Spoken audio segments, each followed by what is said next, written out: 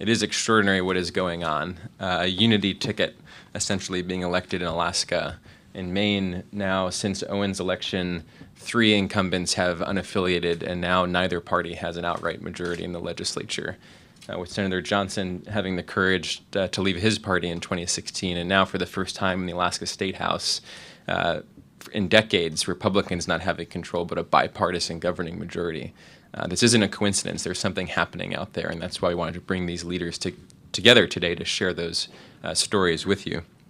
My name is Nick Troiano. I'm the Executive Director of the Centrist Project, and our organization was started in 2013 by a professor at Dartmouth who's with us today, Charles Whelan, who had a simple yet powerful idea that he wrote about in a book called The Centrist Manifesto.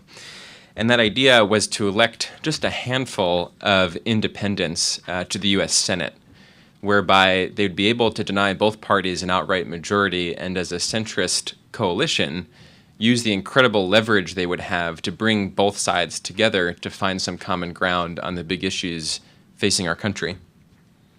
And many would wonder, well, what would unite those independents? And the answer is, as centrists, they would share a common ground approach to governance. They'd put their country first, they'd follow the facts and work with each other to get things done. And they would share some common sense principles, taking the best ideas from both sides.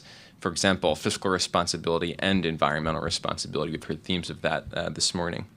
And if just 2 to 3 were to get elected, given how narrow the division is in the Senate, it would change American politics forever.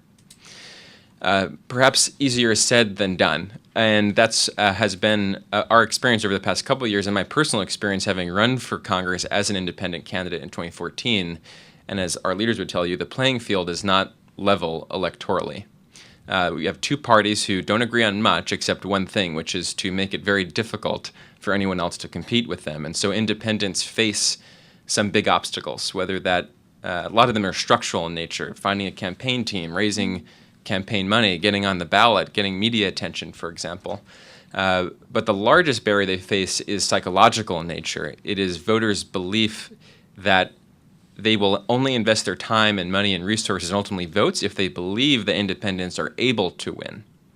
And so the Centrist Project was formed to sort of overcome the chicken and egg challenge of how do you get good people to run for office while also convincing people that it is possible that they can be elected.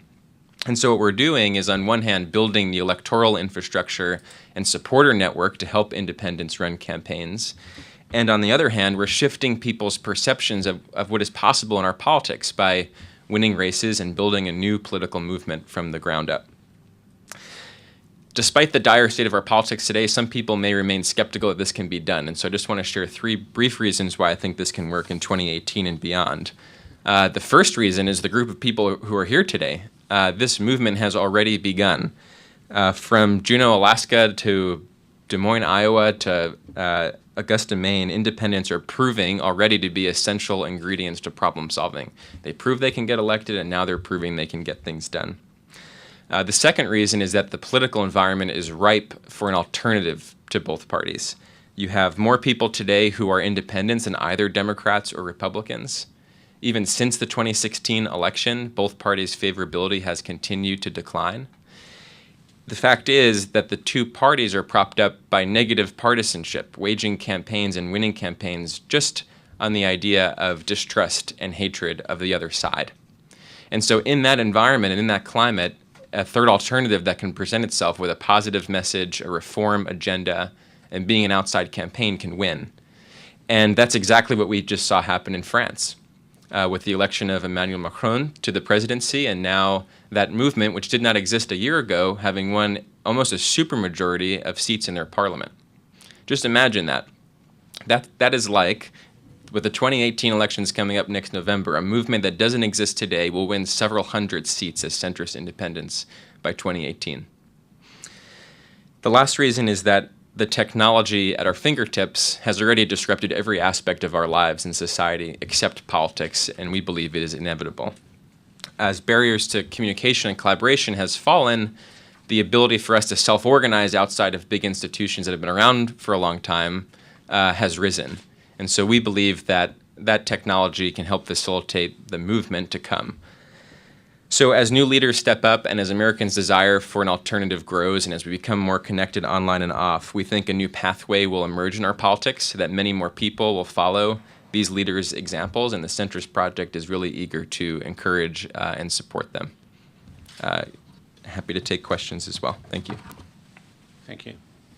Thank you all. Very interesting discussion, and now we're going to move to the question and answer portion of the news conference. And so for those, again, on the phone, you can submit questions via email to questions@press.org. And for those in the room, if you would identify yourself by name and your news organization, let's throw it open to questions. Yes, up in front here. Hi, I'm Austin Bundy with CBS News, and I've got a question for Nick.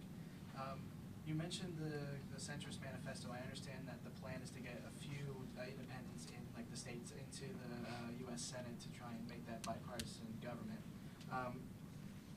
Is there a fear that when those independents are elected, that they would choose to caucus with the Democrats or Republicans like Senators King and Sanders?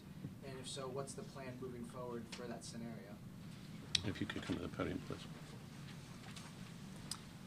Thanks for the question. So right now, there's two independents in the Senate, and they both caucus with Democrats, including Senator Sanders and Senator King. Our aim is to elect a couple more, such that instead of having to pick a side, they actually can form a caucus of their own. And with that leverage, they would be able to say, come January 2019, when it comes time to elect a majority leader, well, who's it going to be? That centrist independent caucus can decide.